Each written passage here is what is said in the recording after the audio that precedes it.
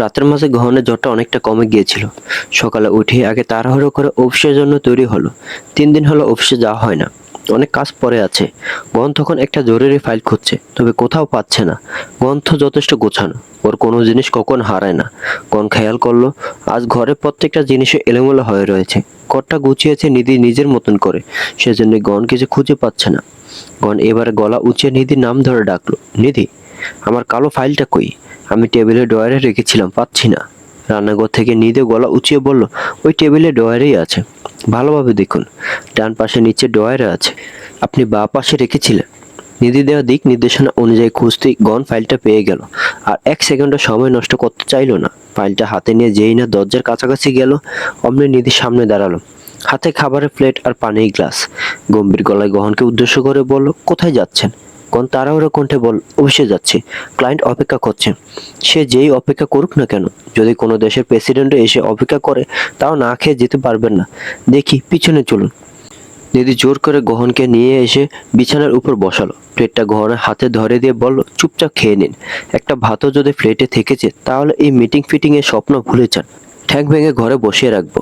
গহন বুঝলো না খেয়ে উপায় নেই, তাই চুপচাপ বাধ্য ছেলের মতন খেয়ে নিল। খাওয়া দাওয়া শেষে হাত ধুয়ে এসে ফাইলটা নিয়ে নিধিকে উদ্দেশ্য করে তাড়াহুড়ো ভঙ্গিতে বল, যা বলেছিলে শুনেছি, এবার আসি। সত্যি দেরি হয়ে যাচ্ছে। নিধি আলতো হেসে চুপচাপ মাথা নাড়তে গহন যাওয়ার জন্য উদ্যত হলো। দরজার কাছাকাছি গিয়ে পুনরায় নিধির দিকে তাকিয়ে ওকে একবার ডাকলো। ডাকটা কানে যেতে নিধি প্রশ্নার্থক গলায় জিজ্ঞেস করলো, আবার কি হলো? গহন নিধির দিকে এগিয়ে এসে ওর গালে আলতো করে হাত রেখে নিধির কপালে বেশ গাঢ় করে নিজের ঠোঁট চুয়ালো।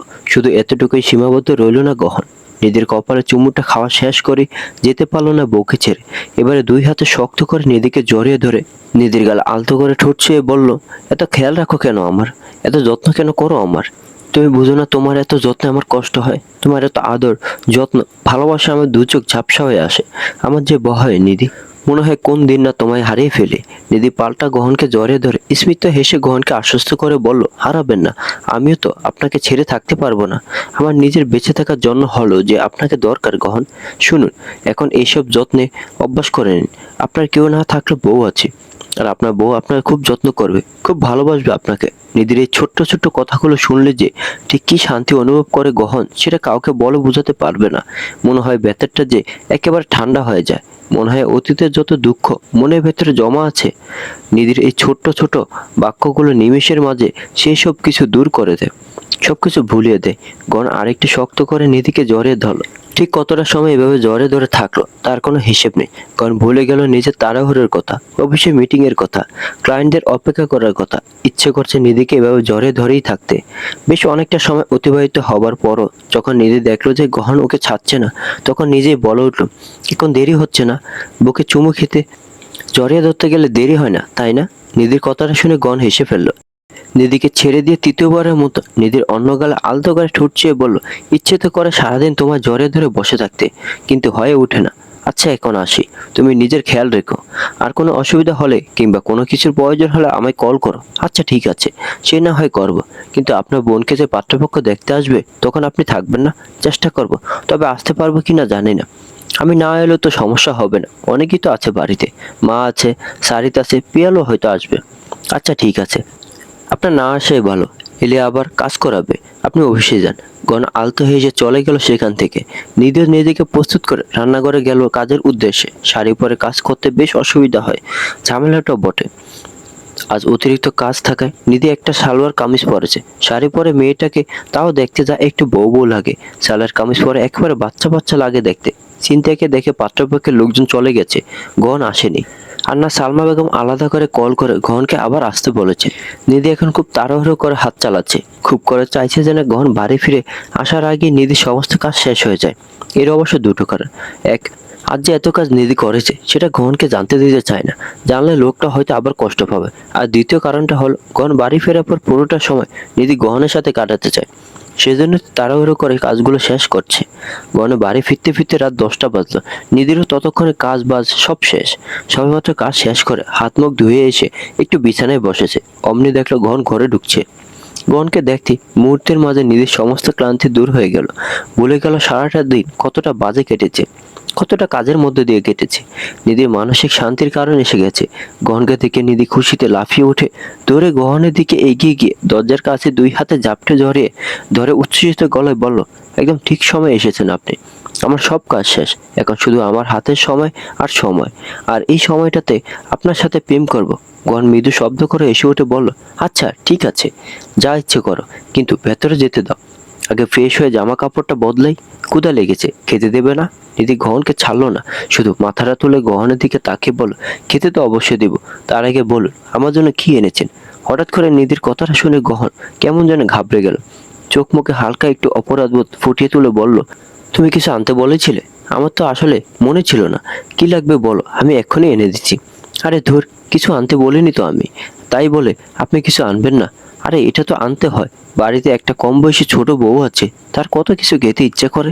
চিপস আনবেন, চকলেট আনবেন, কোল্ড ড্রিঙ্কস আনবেন, আইসক্রিম আনবেন, মাঝে মাঝে ফুচকা আনবেন, আর প্রতিদিন ডিম সিদ্ধ তো অবশ্যই আনবেন। নিধির শেষের বাক্যটা শুনে গহন কপাল কুঁচকে বল, ডিম সিদ্ধ বাইরে থেকে আনতে হবে কেন? বাড়িতেই তো ডিম থাকে, তুমি খেতে পারো না? আরে না, বাড়িরটা খেলে হজম হবে না। কি করে হজম না হয়ে থাকে সেটা আমি বুঝে নেব। তোমার যেটা যতটুকু ইচ্ছে খাবে, কে কি বলে সেটা দেখার জন্য আমি আছি। দিদি কণ্ঠে অনীহা প্রকাশ করে বল, না, খাবার নিয়ে খোটা ঠিক সহ্য হয় না আমার গহন। তার থেকে ভালো আপনি রোজ বাইরে থেকে ডিম সিদ্ধ আনবেন আমার জন্য। গহন একটা দীর্ঘশ্বাস ছেড়ে বলল, আচ্ছা ঠিক আছে, কাল থেকে না হয় আনবো। আজ তো কিছুই আনেনি, তাহলে গিয়ে নিয়ে আসি এখন। কি খাবে বলো? গণ কথাটা বলতে নিধি ওর কপাল হাত থেকে দেখলো হালকা জ্বর আছে এখনো। চোখ মুখে মৃদু রাগী ভাব ফুটিয়ে তুলে বলল, নিজের শরীরে আরাম বুঝেন না আপনি? এখনই বাইরে থেকে এলেন, আবার এখনই কোন আক্কেলে যেতে চাইছেন? আমি যতই বউ হই না কেন, তাই বলে আমি বললে বাইরে যেতে হবে আবার? সবার আগে নিজেকে প্রাধান্য দেবেন। সামনে বউ থাকুক আর মা থাকুক, কারোর জন্য নিজেকে কষ্ট দেওয়ার কোনো মানে হয় না। যে নিজেকে রেখে আগে আমাকে প্রাধান্য দেয়, আমি যদি তাকে আগে প্রাধান্য না দিই, তাহলে কেমন হয় না ব্যাপারটা? তখন তো তোমার সাথে অন্যায় করা হয়ে যাবে। মুহূর্তের মাঝে নিধির অভিব্যক্তিটা হালকা একটু বদলালো। চোখে মুখে মৃদু লজ্জা ভাব ফুটিয়ে তুলে ঠোঁট টিপে হেসে বলল, ও আচ্ছা, তাহলে আজকাল বউকে দেখে ভয়ও করেন। খুব ভালোই গুণ এটা। যাই হোক, ভিতরে আসুন, আজকের মতো ছেড়ে দিলাম, তবে কাল থেকে কিছু না কিছু অবশ্যই আনবেন। গণবাধ্য ছেলের মতো চুপচাপ মাথা নাড়িয়ে বলল, ঠিক আছে, নিশ্চয়ই আনবো। সকালে খাবার টেবিলে বসে একটা চাঞ্চল্যকর তথ্য পেল নিধি। নিধির খুশি হওয়া উচিত, অবাক হওয়া উচিত, নাকি দুঃখ পাওয়া উচিত, নাকি লজ্জা পাওয়া উচিত, ঠিক বুঝে উঠতে পারছে না। কিংবা হয়তো ভয় পাওয়া উচিত ছিল, কেননা ওর শাশুড়ি আর ননদ তো বেজায় চড়েছে নিধির উপরে। চিন্তাকে যারা দেখতে এসেছিল তারা নাকি চিন্তাকে রেখে নিধিকে পছন্দ করেছে। ওরা নাকি বলেছে ছেলের বিয়ে দিলে নিধির সাথেই দিবে। কখন তখন সবেমাত্র একটু পানি মুখে দিয়েছিল। সালমা বেগমের মুখ থেকে কথাটা শুনে ওর কাশি উঠে গেল। নিধি যে একটু গহনে পিঠে মাথায় হাত বুলিয়ে দেবে সে হুঁশটাও নেই। ও তো নিজে হা করে তাকিয়ে আছে সালমা বেগমের মুখের দিকে। গহনে তাই নিজেকে সামলাতে হলো। গহনে কাশি থামতে শম্পা রাগান্বিত গলায় নিধিকে উদ্দেশ্য করে বলল, তুমি ইচ্ছে করে এমনটা করেছো তাই না? কি দরকার ছিল ওদের সামনে এত ঘুরোঘুরি করা? আর তাছাড়া কাল সালোয়ার কামিজ পরেছিলে কেন? এমনি দিন তো শাড়ি পরে সারা বাড়ি ঢং ঢং করে ঘুরতে থাকো। শাড়ি পরলে তো বাড়ির বউয়ের মতো লাগতো, তা না করে নিজেকে কুচি দেখানোর জন্য সালোয়ার কামিজ পরতে গিয়েছিলে। লজ্জা করলো না? বিবাহিত হয়ে আবার বিয়ে করার স্বাদ জেগেছে। শম্পার কথাগুলো শুনে নিধি তাজ্জব বনে গেল। নিধি তো মাত্র 2 থেকে 3 বার গিয়েছিল ওদের সামনে, তাও বাধ্য হয়, কেন ওদের সামনে খাবারগুলো রাখারও কারো সময় ছিল না। নিধিকে করতে হয়েছে সবটা, নয়তো ওদের সামনে যাওয়ার কোনো ইচ্ছেই ছিল না। এদিকে শম্পার কথাগুলো গহনের একদমই পছন্দ হলো না। গম্ভীর গলায় শম্পাকে উদ্দেশ্য করে বল, এসব কি ধরনের শব্দ ব্যবহার করছো তুমি শম্পা? তোমাকে আমি বলেছিলাম না ভদ্রভাবে কথা বলতে? আর এখানে নিধির দোষ কোথায়? ও নিজের কাজ করছিল। দোষ ওই মানুষগুলো যারা একজনকে দেখতে এসে অন্যজনকে পছন্দ করে গেছে। হ্যাঁ, তুমি তো এখন অন্যজনেরই দোষ দিবে। তোমার বইয়ের তো কোনো দোষ থাকতেই পারে না। ও তো সাধু, এই পৃথিবীর সবাই দোষী, শুধু তোমার বউ একমাত্র পবিত্র। ওর পা ধোয়া জল খেতে হবে আমাদের। এত বাড়াবাড়ি করতে তো আমি বলিনি। যতটুকু সম্মান নিধির প্রাপ্য ততটুকুই তো দিতে পারো না, অতিরিক্ত আবার কি দিবে? শম্পা মুখ ভেঙে বল, সম্মান অর্জন করে নিতে হয় ভাইয়া। ওই মেয়ে শম্পাকে নিজের কথা সম্পূর্ণ করতে না দে গণবেশ শান্ত দৃষ্টিতে ওদিকে তাকিয়ে কণ্ঠ খাদে নামিয়ে বলল, আগেও বলেছিলাম তোমায় ওর নাম নিধি, হয় নিধি বলে ডাকবে নয়তো ভাবি বলে ডাকবে। এই মেয়ে, ওই মেয়ে, সেই মেয়ে, এই সব সম্বোধন আমি পছন্দ করি না। কেন যেন শম্পা দমে গেল। গহনের শান্ত কণ্ঠস্বরটা শুনে ভয় পেল। তবে শম্পা ভয় পেল। সালমা বেগমের তো ভয় পাওয়ার কোনো কারণ নেই। উনি অবশ্য এই নিয়ে ছেলেকে কিছু বললেন না। উনি সরাসরি গম্ভীর গলায় নিধিকে উদ্দেশ্য করে বললেন, কি দরকার ছিল তোমার গতকাল ওদের সামনে অতবার করে যাওয়ার? আর তাছাড়া তোমার নাকফুল কোথায়? হাতে চুড়িও নেই। মানে ওদের সামনে গিয়ে তুমি প্রমাণ করতে চেয়েছিলে এটা কি? তোমার আসল উদ্দেশ্যটা কি ছিল একটু বলবে আমায়? অনেকক্ষণ থেকে নিধি চুপচাপ সব সহ্য করে যাচ্ছে, কিন্তু এবার আর চুপ থাকা যাবে না। সবাই মিলে তো উঠে পড়ে লেগেছে গহনের কাছে নিধিকে অপরাধী বানাবে বলে। কিন্তু নিধি তো সেটা হতে দেবে না। নাকফুলটা আজ সকালে মুখ মোছার সময় নাক থেকে খুলে গেছে আমার মা। গতকাল পরেই ছিলাম, আর চুড়ি আমি পরি না, কাজ করতে অসুবিধা হয়। আর আমি কেন কাল ওদের সামনে গিয়েছিলাম সেটা কিন্তু আপনারা সবাই খুব ভালো করেই জানেন। নাস্তা পরিবেশন করছিলাম, আর তাছাড়া এতই যখন সমস্যা আমায় নিয়ে, তাহলে ওনারা বারবার যখন জিজ্ঞেস করেছিল আমি কে, তখন পরিচয় দেননি কেন যে আমি এই বাড়ি বড় বউ? আপনার ছোট ছেলে বউকে তো নিজে ঘর থেকে ডেকে এনে পরিচয় করে দিলেন। তখন যদি আমার পরিচয়টা দিয়ে দিতেন তাহলে তো আর এই সমস্যাটা হতো না। একটু থতমত খেয়ে গেলেন সালমা বেগম। খেয়াল করলেন গহন কপাল কুঁচকে ওনার দিকে তাকিয়ে আছে। তবে পরিস্থিতিটা হাতের বাইরে চলে যেতে দেওয়া যাবে না। তিনি নিজেকে স্বাভাবিক করার চেষ্টা করে বলেন, কখন? ওরা তোমার পরিচয় জানতে চায়নি, তোমার দিকে ওনারা এতটা নজরই দেননি। নিধি ব্যঙ্গাত্মক গলায় বলল, সেজন্যই বুঝি আপনার মেয়ের জায়গায় আমাকে পছন্দ করে গেছে। ওনারা কমপক্ষে 3বার জিজ্ঞেস করেছেন আমি কে, আপনারা একবারও পরিচয় দেননি। আমি সত্যি আশাছিলাম যে হয়তো আপনি আপনার পরিচয় দেবেন, কিন্তু আপনি দিলেন না। আমি কিন্তু আড়াল থেকে সব দেখেছি মা। আর এখন আপনারা মা মেয়ে কি সুন্দর পুরো দোষটা আমার উপর চাপিয়ে দিচ্ছেন। শুনুন মা, একবার বিয়ে করে শ্বশুর বাড়ির লোকজনের রূপ দেখেই আমার শিক্ষা হয়ে গেছে। আমি পাগল না যে আবার বিয়ে করে অন্য বাড়ির মানুষদের রূপ দেখতে যাব। সালমা বেগম আর কিছু বলতে পারলেন না। আপাতত এই ব্যাপারটা সমাপ্তি এখানেই ঘটলো। নিধি গুনগুন করে গান গাইছে আর চুল আশ্রাচ্ছে। দুপুরে রান্নাবান্না শেষ করে গোসল করে এসে সবেমাত্র একটু নিজেকে দেওয়ার মতো সময় পেল। গহন বলেছিল দুপুরে খেতে আসবে। গহন আসার আগে একটু নিজেকে পরিপাটি করে রাখতে হবে। গহনের জন্যই তো আজ আবার একটা শাড়ি পরলো। এখন গহন কখন আসবে? এসে নিধিকে দেখে ওর দিকে হাঁ করে তাকিয়ে থাকবে। তারপরে একটু 2-4টে প্রশংসা শব্দ বের করবে মুখ দিয়ে, সে অপেক্ষা আছে নিধি। তবে কখন যে মানুষটা আসবে কে জানে। নিধি চুল আসছে পিছনে ঘুরতে চমকে উঠলো। দেখলো স্বয়ং গহন দাঁড়িয়ে আছে ওর সামনে। ব্যাপারটা ঠিক নিধির বিশ্বাস হলো না। এত তাড়াতাড়ি তো গহনে আসার কথা ছিল না, আর কখনই বা এলো যে নিধি টের পেল না। এদিকে নিধি নিজের দিকে এভাবে অদ্ভুত দৃষ্টিতে তাকিয়ে থাকার মানেটা গহন ঠিক বুঝে উঠতে পারলো না। কিছু জিজ্ঞেস করতে যাবে তার আগে নিধি বলে উঠলো, আপনি কি সত্যি এসেছেন নাকি ভুলভাল দেখছি? আপনি কখন এলেন যে আমি টের পেলাম না? এত তাড়াতাড়ি বা এলেনই কেন? নিধির এতগুলো প্রশ্নের মাঝে গহন শুধু শেষের প্রশ্নের উত্তর দেওয়ার প্রয়োজন মনে করে আলতো এসে বলল, তোমার টানে। নিধি চমকে উঠে বল, আরে বাহ, আজকাল আপনি সত্যি সামনে থাকলেও মিষ্টি মিষ্টি কথা বলেন, আবার কল্পনাতে এলো মিষ্টি মিষ্টি কথা বলেন। কি কঠিন প্রেমে পড়েছি আমি, বুঝতে পারছেন? জেগে থাকি বা ঘুমিয়ে থাকি সবসময় আপনাকেই দেখছি। আপনি থাকুন বা না থাকুন তাও আপনার উপস্থিতি আমি অনুভব করছি। মানে একবারে ভয়ানক প্রেমে পড়েছি আমি। পিছলেও পড়িনি, আচার খেয়েও পড়িনি, একেবারে অন্যরকম ভাবে পড়েছি। এমন ভাবে পড়েছি যেমন ভাবে আর কেউ কখনো পড়েনি। নিধির কথাগুলো শুনে গহন এবারে শব্দ করে হেসে উঠল। গহনের হাসির শব্দ হতে নিধি টনক নড়ল। গহনের বাহুতে হালকা করে একটা চিমটি কাটতে গহন মৃদু আর্তনাদ করে উঠে বলল, কি করছো? নিধি চোখ বড় বড় করে গহনের দিকে তাকিয়ে অবিশ্বাস্য গলায় বলল, তার মানে আপনি সত্যি এসেছেন? মিথ্যে মিথ্যে আবার আসা যায় নাকি? যাই তো, আপনি তো প্রায়ই আসেন। আমি তো সবসময় আপনার সাথে কথা বলি। আপনি অফিসে থাকলেও আমি আপনাকে বাড়িতে দেখি। ওই যে বললাম না কঠিন প্রেমে পড়েছি। গহন কণ্ঠে কিঞ্চিত বিস্ময় ভাব ফুটে তুলে বল, সত্যি? হ্যাঁ, তুমি এখনো বাচ্চাই আছো তাই না? তুমি যে বড় হয়েছো, তোমার যে বয়স হয়েছে, তোমার যে বিয়ে হয়ে গেছে, সেসব তোমাকে দেখলে বোঝাই যায় না। প্রতিটা মুহূর্তে তুমি আমায় অনুভব করো যে তুমি খুবই ছোট। নিধি মুখ ভেঙচে অন্যদিকে দৃষ্টি ঘুরিয়ে নিয়ে বলল, তা আমি তো ছোটই, আমাকে দেখে কি আপনার নিজের মতন বুড়ো মনে হয়? মাত্র 20 বছর আমার, তো একটু বড় হোক। বাচ্চাকে নিয়ে কি আর সংসার করা যায়? তো আপনার বউ যে বাচ্চা সেটা শুধু দিনেই কেন মনে হয়, রাতে মনে থাকে না যে আপনার বউ বাচ্চা? এই বাচ্চাটাকে একটু ছাড় দেওয়ার দরকার। বাচ্চাদের সাথে কেমন আচরণ করা যায় সেটা আপনার রাতে মনে হওয়া উচিত। থতমত হয়ে গেল গহন। লজ্জায় মাটিতে মিশে যাওয়ার ইচ্ছে হলো, আর একটা শব্দ উচ্চারণ করতে পারলো না। পিলপিল করে হেঁটে চুপচাপ ওয়াশরুমে চলে গেল। কেননা গহন লুকোনোর মতন আপাতত আর কোনো জায়গা খুঁজে পাচ্ছে না। গহন ঠাস করে ওয়াশরুমের দরজাটা বন্ধ করে দিতে নিধি হো হো করে হেসে উঠল। গহনকে এভাবে লজ্জায় ফেলতে কি যে আনন্দ পায় নিধি, সেটা বলে বোঝানোর মতন না। দুপুরে গহনের সাথে একটু বাইরে বেরিয়েছিল নিধি। 2 দিন পর থেকে ইউনিভার্সিটি শুরু হবে, তার জন্য কিছু কেনাকাটা করতে গিয়েছিল। নিধি তো এসব দিকে কোনো খেয়ালই ছিল না। গহন নিজে নিয়ে গিয়েছিল মনে করে। জামাকাপড় কিনে দিয়েছে, ব্যাগ কিনে দিয়েছে, পড়াশোনার জন্য যাবতীয় যা যা প্রয়োজন সবই কিনে দিয়েছে। সেই সাথে আজকে নিধিকে একটা নতুন ফোনও কিনে দিয়েছে। নিধিকে নিয়ে তারপর একটা সুপার শপে গিয়েছিল।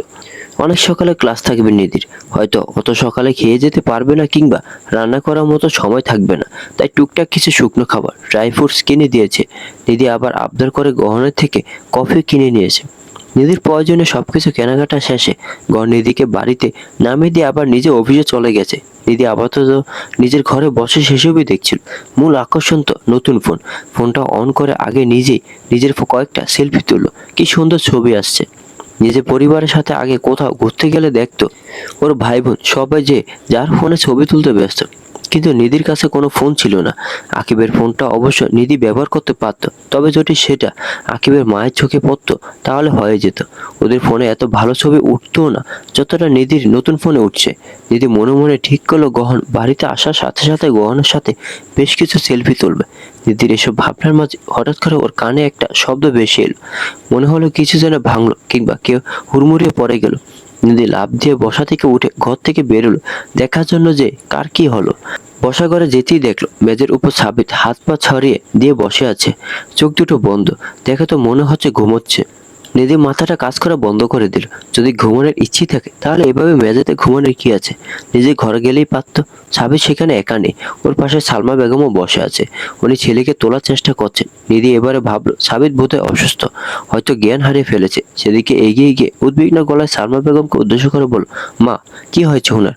অসুস্থ? সালমা বেগম খ্যাক করে উঠে বললেন, আমার ছেলে যা হয় হোক, তোমায় আমি দেখতে বলেছি? তুমি নিজের কাছে মনোযোগ দাও। এই বাড়ি কেউ অসুস্থ হলেই কি মরে গেলেই কি তোমার কি তাতে যায় আসে? তুমি তো তোমার স্বামীর সাথে কেনাকাটায় ব্যস্ত, মনে রং লেগেছে না তোমার? যাও গিয়ে নিজের কাজ করো। থতমত খেয়ে গেল নিধি। ও বুঝলই না যে কি এমন জিজ্ঞেস করে ফেলেছে যার জন্য সালমা বেগম ওকে এতগুলো কথা শুনিয়ে দিল। নিধি পুনরায় কিছু বলতে যাবে তার আগে দেখলো হাতে পানির গ্লাস নিয়ে ঋতু ছুটে আসছে। তাড়াহুড়ো করে এসে সাবিতের পাশে বসলো। মেয়েটার চোখে মুখে জল, কাঁদছে বোধহয়, ফুপাচ্ছে। সাবিতের চোখে মুখে কয়েক ফোঁটা জল ছিটিয়ে দিল। বিরক্তিতে নাক মুখ কুচকালো সাবিত। নিজে এতক্ষণে বুঝতো এই ছেলে আসলে জ্ঞান হারায়নি, অযথা পড়ে আছে। সাবিত চোখ মেলে তাকাতে নিধি দেখলো ও চোখ দুটো লাল টকটকে হয়েছে। সালমা বেগম আর ঋতু দুজনে মিলে চেষ্টা করে ওকে উঠে বসালো। এখন দাঁড় করানোর চেষ্টা করছেন, তবে ঠিক পেরে উঠছেন না।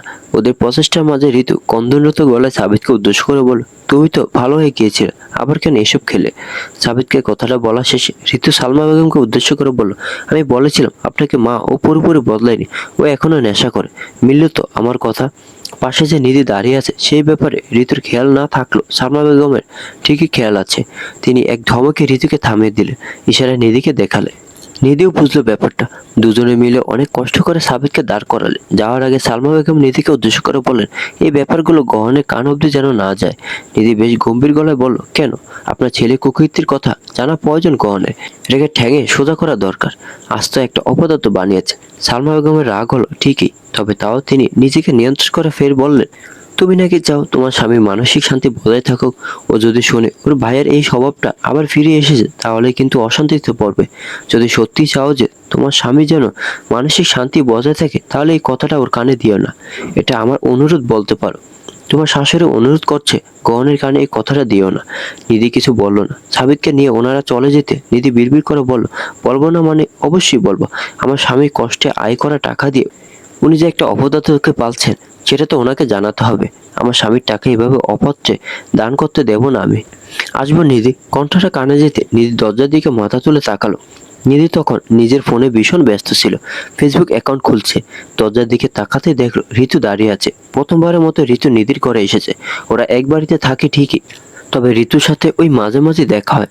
ওই দুই একদিনে একবার করে, কেননা মেয়েটা ঘর থেকে বের হয় না, কিংবা হয়তো এমন সময় ঘর থেকে বের হয় যখন নিধি ঘরের মাঝে থাকে।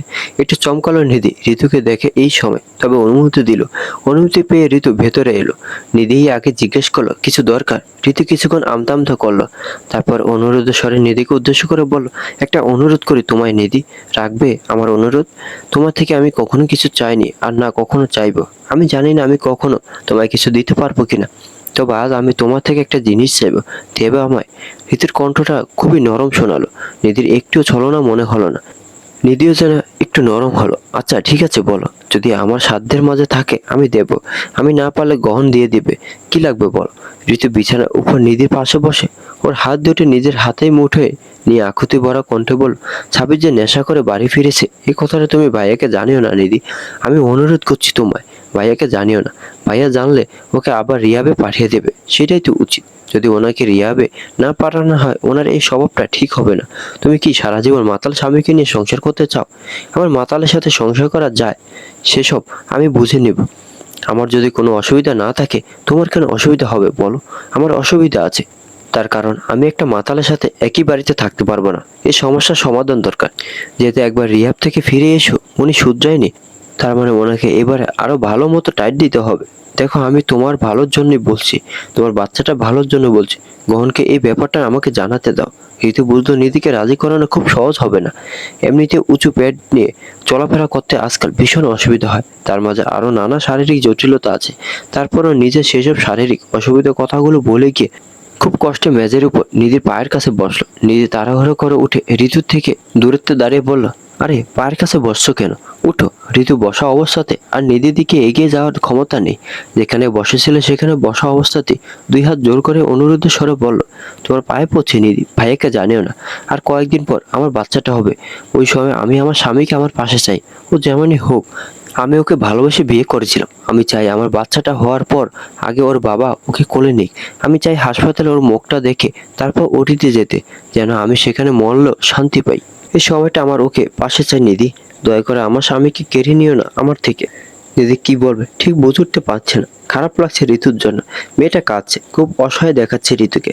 আসলে ঋতু প্রচন্ড ভালোবাসে সাবিতকে, কিন্তু শয়তানটার না বউয়ের প্রতি কোনো টান আছে, না অনাগত সন্তানের প্রতি কোনো দায়বদ্ধতা আছে। নিধি জীবনে অনেক পুরুষ মানুষ দেখেছে, অনেক ধরনের বাজে পুরুষ মানুষ দেখেছে, তবে সাবিতের মতন কাউকে দেখেনি। এমন অদ্ভুত ছেলে এই জীবনে নিধি কখনো দেখেনি, আর না বোধহয় কখনো দেখবে। অন্তত যেখানে গহনের সাজসজ্জা থেকেছে, নিজের ভাইকে সারাদিন দেখছে, তারপরে কি করে সাবিত এমন হতে পারে? আসলে রক্তে দোষ আছে, না বাপের রক্ত ভালো না মায়ের রক্ত ভালো। এদিকে ঋতু এখনই কেঁদেই যাচ্ছে। নিধির মনে হলো ওকে একটু সান্ত্বনা দেওয়া দরকার। মেঝেতে ঋতুর পাশে গিয়ে বসে ওর কাঁধে হাত রেখে বলল, দেখো আমি বুঝতে পারছি তোমার কষ্টটা, কিন্তু ওনাকে তো ভালো করতে হবে তাই না? এভাবে নেশা করতে থাকলে তো ওনার নিজের জীবনটা শেষ হয়ে যাবে। আমি তোমার খারাপ চাই না, আমি তোমার ভালোর জন্যই বলছি। গহনকে জানাই ব্যাপারটা, উনি ঠিক কোনো না কোনো সমাধান বের করবে। ঋতু আবারও ডুকরে কেঁদে উঠে বলল, আমি এখন কোনো সমাধান চাই না নিধি। আমার শরীরটা ভীষণ খারাপ, আমার ভয় হয় কখন না জানি আমার কি হয়ে যায়। আমি শুধু চাই এই সময়টাতে আমার স্বামী আমার পাশে থাকুক। আমি এমনিতেই নিঃস্ব নিধি, আমার জীবনে সুখ বলতে কিছু নেই, আমার জীবনে মানসিক শান্তি বলতে কিছু নেই। অনেকদিন হলো আমি অনুভব করতে পারি না যে আমি বেঁচে আছি। সাবিত হয়তো আমার খেয়াল রাখে না, আমায় ভালোবাসে না ঠিক, তবে তারপর রাত হলে যখন ও আমার পাশে এসে ঘুমায় আমার ভালো লাগে নিধি। আমার মনে হয় যে না, ও আমার কাছেই আছে, আমার পাশেই আছে। ও শরীরের ঘ্রাণ আমার নাকে এলে আমি আরাম পাই, শান্তি পাই। এতটুকু কেড়ে নিও না আমার থেকে, অন্তত এখন কেড়ে নিও না। আমার স্বামীকে আমার সাথে থাকতে দাও নিধি। নিধি অসহায় দৃষ্টিতে শুধু ঋতুর দিকে তাকিয়ে থাকলো। খুব মায়া হলো ঋতুর জন্য। মনে পড়ে গেল গহনের কথা। গহন তো ভালো রেখেছে নিধিকে, নিধির জীবনের সব ইচ্ছেগুলো পূরণ করছে ধীরে ধীরে। নিধি যা বলে তাই শুনে। হঠাৎ করে নিধির গহনকে দেখতে ইচ্ছে হলো, গহনকে একবার জ্বরে ধরার ইচ্ছে হলো। ভাবলো গহন বাড়ি ফিরলে সবকিছু বাদ রেখে আগে ওকে অনেকক্ষণ জ্বরে ধরে বসে থাকবে। নিজে ঘরে এসে ঋতু দেখলো সাবিতের পাশে সালমা বেগম বসে আছে। ঋতুকে ঘরে আসতে দেখে তিনি গম্ভীর গলায় বললেন, কি দরকার ছিল ওর হাতে পায়ে ধরার? গহনকে কি করে সামলাতে হয় আমি দেখে নিতাম। তোমাকে আমি বলেছিলাম এই কাজগুলো করতে। ঋতু এক হাতে চোখের জলগুলো মুছে নির্জীব গলায় বলল, ভাই কি আর এখন আপনার কথা শুনে মা? কি করে সামলাবেন আপনি ওনাকে? ভাইকে যদি এখন কেউ সামলাতে পারে তাহলে সেটা একমাত্র শুধু নিধিই পারবে। সালমা বেগম গর্জে উঠে বলল, চুপ করো। আমার ছেলে এখনো আমার কথা শুনে, ওকে সামলানোর ক্ষমতা আমার সব থেকে বেশি। এই ক্ষমতাটা যদি সাবিতের উপরে প্রয়োগ করতে খুব ভালো হতো মা, অন্তত আমার জীবনটা নষ্ট হতো না। তোমার জীবন আমিও নষ্ট করিনি, আমার ছেলেও নষ্ট করেনি। নষ্ট করেছ তুমি নিজে। ও তো বিয়ে করতে চায়নি তোমাকে, তুমি তো হাত কেটে হাসপাতালে ভর্তি হয়েছিলে। জোর করে বিয়ে করেছে আমার ছেলেকে, বলে গেলে সেসব? বিয়ের প্রতিশ্রুতি তো আপনার ছেলেই দিয়েছিল, সেসব কি আপনি ভুলে গেলেন মা? সালমা বেগম অবিশ্বাস্য দৃষ্টিতে ঋতুর দিকে তাকিয়ে বলে, মুখে মুখে তর্ক করা কোত্থেকে শিখেছো তুমি? আমার সাথে তর্ক করে পেরে উঠবে না। আমার জন্য এ বাড়িতে টিকে আছো এখনো তুমি। বলো নিধি হওয়ার চেষ্টা করো না। নিধির সাথে আমি কখন কি করতে পারি, কি কি করেছি, কি কি করছি সেসব নিশ্চয়ই তুমি ভালো করে জানো। নিধির মতো সহ্য ক্ষমতা কিন্তু তোমার নেই। আর না গহন যেমন নিধির পাশে দাঁড়াচ্ছে তেমন ভাবে সাবিতকে তুমি তোমার পাশে পাবে। তাই তর্ক করা বাধ্য। ছেলে বউদের হাতের পুতুল বানিয়ে রেখে কি শান্তি পান মা? দুটো মেয়ে তো আপনারও আছে। আপনার মেয়েদের সাথে যদি তার স্বামীরা এমন ব্যবহার করে সহ্য করতে পারবেন, আপনার একটু ভয় হয় না মা? এক মেয়েকে বিয়ে দিয়েছেন ঠিকই, তার স্বামীও যথেষ্ট ভালো, কিন্তু আরেক মেয়ে তো এখনো বাকি আছে। তার কপালে যদি আপনার মতো শাশুড়ি, আপনার ছেলের মতো স্বামী জোটে, সহ্য করতে পারবেন মা? তখন কাঁদবেন না তো? তখন আফসোস করবেন না তো অন্যের মেয়েদের সাথে এই আচরণগুলো করার জন্য? ঋতু কথাগুলো বলার সাথে সাথে সালমা বেগম খেকিয়ে উঠে ওকে চর মারার জন্য উদ্যত হলেন। হাতটা তুললেনও। ঋতু ভয়ে খিচে দু চোখ বন্ধ করল। তবে কি ভেবে যান সালমা বেগম চরটা মারলেন না। ঋতু ভয়ে ভয়ে চোখ মেলে সালমা বেগমের দিকে তাকালো। দেখলো রাগে তিনি হিস করছেন। উনি নিজের হাতটা নামিয়ে আঙ্গুল উঁচিয়ে ঋতুকে শাসিয়ে বললেন, তোমাকে কেন এই বাড়িতে নিয়ে এসেছিলাম জানো? তার কারণ আমি জানতাম তুমি নিজের মুখ বন্ধ রাখবে। সংসার টেকানোর জন্য তুমি যা ইচ্ছে তাই করতে পারো। আমার ছেলে যেমনই হোক না কেন, তুমি ওর সাথে ঠিক সংসার করবে। আর চোটটা তোমার গালে পড়লো না, তার কারণ এত বছর যাবৎ তুমি আমার কথা মেনেছ। তবে একটা কথা স্পষ্ট শুনে রাখো, নিধি হওয়ার চেষ্টা করো না, তাহলে তোমার অবস্থা কিন্তু নিধি থেকে জঘন্য হবে। তার কারণ তোমার পাশে দাঁড়ানোর মতন কেউ নেই। তুমি নিজেও নিজেকে বাঁচাতে পারবে না। টুকটাক খাবার তো আগে কিনে পাঠিয়ে দিয়েছিল নিধির সাথে। সেজন্য গহন বাড়ি ফেরার সময় রাতে শুধু ডিম সিদ্ধ নিয়ে এলো। গহনের তো আর কলিং বেল বাজানোর প্রয়োজন পড়ে না। সেজন্য নিধি বুঝলো না যে গহন এসেছে। গহন দরজার কাছে আসছে, হালকা একটু ফুঁফিয়ে কান্নার আওয়াজ পেল। সঙ্গে সঙ্গে কপাল কুঁচকালো। সেই সাথে দুশ্চিন্তাও বাড়লো, আবার একটু ভয়ও হলো। ভাবলো নিশ্চয় নিধির সাথে আবার কিছু হয়েছে, হয়তো কে কিছু বলেছে। তাড়াহুড়ো করে ঘরের ভিতরে গেল। গিয়ে দেখলো নিধি জানালার পাশে দুই হাঁটু মুড়ে বসে আছে। কান্নার তোপে ক্ষণে ক্ষণে কেঁপে উঠছে। গহনের অন্তরত্না কেঁপে উঠলো। গহন হাতে থাকা অফিস ব্যাগটা অমনি রেখে দিয়ে তাড়াহুড়ো করে এগিয়ে গিয়ে বিছানায় নিধির পাশে বসে উদ্বিগ্ন গলায় বলল, কি হয়েছে? কাঁদছো কেন? এতটুকু সময়ের মাঝে আবার কে কি বলেছে? গহনের কণ্ঠটা শুনতে নিধি চমকে উঠে হাঁটু থেকে মুখ তুলে ওর দিকে তাকালো। মেয়েটা চোখ দুটো ফুলিয়ে ফেলেছে, চোখ মুখে একবারে লাল হয়ে উঠেছে, ঠোঁট দুটো তিরতির করে কাঁপছে। নিধিকে এভাবে কাঁদতে দেখে গহনের বুকের ভেতরটা কেমন যেন মুচুর দিয়ে উঠলো, অস্থির হয়ে উঠলো। মুহূর্তের মাঝে গহনের পুরো পৃথিবীটা যেন নড়চড়ে গেল নিধির চোখে জল দেখে। আলতো হাতে নিধির চোখের জল মুছে দিয়ে বলল, কাঁদছো কেন? কে কি বলেছে? নিধি আগে কোনো উত্তর দিতে পারল না। ঠোঁট উল্টিয়ে ফুঁপিয়ে কেঁদে উঠে দু হাতে গহনের গলা ধরে হাউমাউ করে কাঁদলো। গহন ভ্যাবাচ্যাকা খেয়ে গেল নিধির এমন কান্নায়। মেয়েটা কিছু বলছেও না। গহন আপাতত আর জানার জন্য জোর জুলুমও করলো না, বরং পাল্টা শুধু নিধিকে জড়িয়ে ধরে মাথায় হাত বুলিয়ে দিল। বেশ অনেকটা সময় পর নিধির কান্নায় বেগ হালকা একটু কমলো। গহনকে ছেড়ে দিয়ে সোজা হয়ে বসে ফুফাতে ফুফাতে বল, আপনি যদি একটু বদলে যান আমাদের সম্পর্কটা আর টিকবে না গহন। আপনি যদি একটু ছাড় দেন, আমাকে এই বাড়িতে টিকতে দেবে না কেউ। শুধুমাত্র আপনি ঠিক আছেন বলে, আপনি আমায় ভালোবাসেন বলে আমি এতটা ভালো আছি। শুধুমাত্র আপনার জন্য আমার মুখে এখনো হাসি আছে, নয়তো আমার সারাটা জীবন কাঁদতে কাঁদতে কেটে যেত। এই 20টা বছর যাবৎ কেঁদেছি, বাকি জীবনটাও কাঁদতেই হতো। গহন আবারও সযত্নে নিধির চোখে জল মুছে দিয়ে আদুরে গলায় বলল, কে কি বলেছে আমায় বলো। কে কিছু বলেনি, তবে আমি এতটা ছোট না যে কিছু বুঝবো না। আমি সব বুঝি। আমি অসহায়ের জন্যে, আমার পেছনে কোনো শক্ত ভিত নেই, এই জন্য আমাকে এই বাড়িতে এনেছিল। ভেবেছিল আমার মুখটা বোধহয় বন্ধই থাকবে সারা জীবন। কে ভাবেনি যে আপনি এভাবে আমার পাশে দাঁড়াবেন। ভেবেছিল আপনি বোধহয় সারা জীবন ওদের হাতের পুতুল হয়ে থেকে যাবেন। ওরা কতটা খারাপ শুধুমাত্র আমার অসহায়ত্ব দেখে আমাকে এই বাড়িতে এনেছিল। কার কথা বলছো? মায়ের কথা বলছো? জানি না কার কথা বলছি, কিন্তু আপনি খুব ভালো।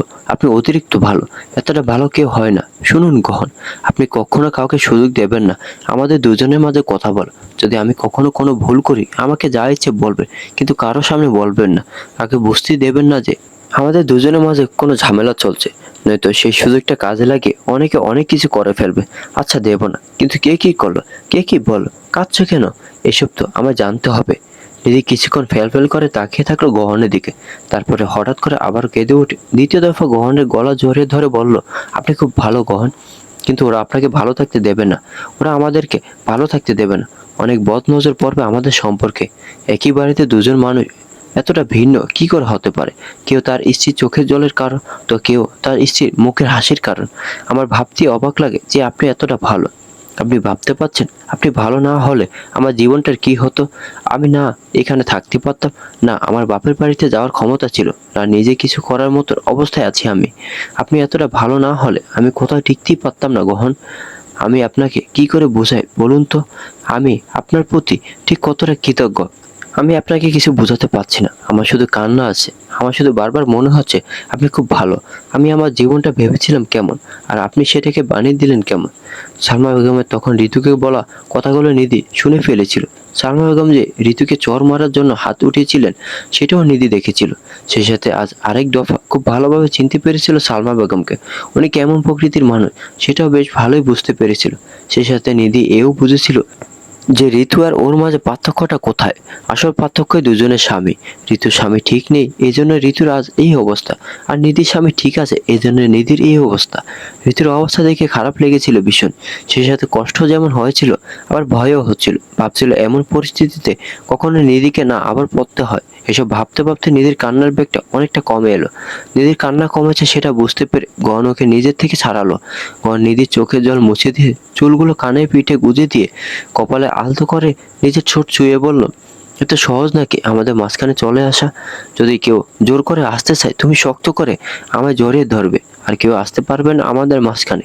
তারপরে যদি চলে আসে আমি আছি না, তোমার ব্যাপারে কাউকে ছাড় দেব না, আমাদের সম্পর্কের ব্যাপারে কাউকে ছাড় দেব না। যদি আমরা দুজনে ঠিক থাকি তাহলে কেউ চেষ্টা করেনি কিছু করতে পারবে না। আর তোমার এত ভয় পাওয়ার কোনো কারণ নেই, আমি আছি তো। নিধি শুধু উপর নিচ মাথা নাড়ল। আরো বেশ কিছুক্ষণ গহন নিধিকে অনেক কিছু বোঝালো। তারপর ফ্রেশ হওয়ার জন্য উঠে যেতে ধরলে নিধি ওর হাত টেনে ধরে আবারও বসালো। একটা কথা বলার ছিল। হ্যাঁ বলো। নিধি মনে মনে ঠিক করলে কিভাবে কি বলা যায়। কথাগুলো ঠিকঠাকভাবে সাজিয়ে গুছিয়ে নিয়ে তারপরে গহনকে বলল, আমি বলেছিলাম না আপনার ভাই তার বউয়ের গায়ে হাত তোলে। আজকে আমি দেখেছি ভাবির কপালে একটা জখমের চিহ্ন। আমার মনে হয় আপনার ভাই মেরেছে। ওনার সাথে একবার কথা বলা প্রয়োজন আপনার। আর আপনার ভাইয়ের সাথে না বললে আপনার মায়ের সাথে গিয়ে কথা বল, খুব কি প্রয়োজন। আমি তো তোমায় বলেছিলাম এই ব্যাপারগুলো নিয়ে কথা না বলতে, তাই বলে এক বাড়িতে থেকে কি করে চুপ থাকবো। আপনার ভাইয়ের তো শুধু একটা বদ অভ্যাস না, আপনার ভাইয়ের বউ প্রেগনেন্ট, অথচ আপনার ভাইয়ের কোনো ভ্রুক্ষেপ নেই। যখন ইচ্ছে বাইরে যাচ্ছে, যখন ইচ্ছে বাড়ি ফিরছে, বইয়ের কোনো খেয়াল রাখে না। সারাদিন শুধু নাক ডেকে ঘুমায়। এটা কারো জীবন হতে পারে? না কোনো চাকরি বাকরি করে, না কোনো কাজে আসে, পুরো অপদার্থ। শুধু শুধু বাড়িতে রেখে কি হবে? তাও যদি বউয়ের সাথে ভালো ব্যবহার করতো আমি ক্ষমা করে দিতাম, কিন্তু এ তো পুরাই লস প্রজেক্ট। কোন কিছুক্ষণ ভাবনা চিন্তা করে একটা লম্বা শ্বাস টেনে বলল, তুমি বাদ দাও এসব ভাবনা চিন্তা। সবাই নিজেদের নিয়ে ভাবে নিধি, তুমি আমাদেরকে নিয়ে ভাবো। কে যেমন আমাদের নিয়ে ভাবে না, তোমারও তেমন কাউকে নিয়ে ভাবার দরকার নেই। নিধি কপাল কুঁচকে বলল, শুধু কি আমি একাই ভাবি? আপনি ভাবেন না? পুরো 14 গোষ্ঠী ভাবনা মাথার মাঝে নিয়ে আমাকে বলছে নিজের নিয়ে শুধু ভাবতে। বউ তো আমি আপনারই। গণ হালকা একটু হেসে উঠে বলল, তো শুধু স্বামীর এই একটা গুণ পেলেই হবে? আমার মতো শান্ত হতে শেখো, কথা কম বলতে শেখো। আমার রাগ কত কম সেটা তো দেখছো। তুমিও নিজে রাগ কমাও, ধৈর্যশীল হও আরো। নিধি ব্যঙ্গাত্মক গলায় বলল, আমি যদি আরেকটু কম রাগ দেখাই তাহলে ওরা আপনাকে দিয়ে কাজ করাতে করাতে মেরে ফেলবে। আপনার বই শক্ত, এই জন্য এখনো টিকে আছে। মনে রাখবেন, যেদিন আপনার বইয়ের রাগ কমে যাবে সেদিন আপনি শেষ। নিধি তখন খাবার গরম করছে ওদের দুজনের জন্য। এই ফাঁকে গন সাবিতের ঘরে গেল। দরজার কাছে দাঁড়িয়ে সাবিতের নাম ধরে ডাকলো কয়েকবার, তবে ভিতর থেকে সাড়া পাওয়া গেল না।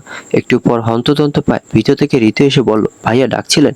গণের সর্বপ্রথম চোখ গেল রীতির কপালে ক্ষত স্থানটায়। কালচে হয়ে গেছে, কে জানে আঘাতটা কি করে পেল। সাবিত কোথায়? ঘরে আছে। ঋতু জিভ দিয়ে ঠোঁট ভিজিয়ে আমতা আমতা করে বলল, আসলে ভাইয়া ওর শরীরটা খারাপ লাগছিল, তাই ঘুমের ওষুধ খেয়ে ঘুমিয়েছে। ডাক্তার নিষেধ করেছে। ও আচ্ছা ঠিক আছে, তাহলে সকালে কথা হবে।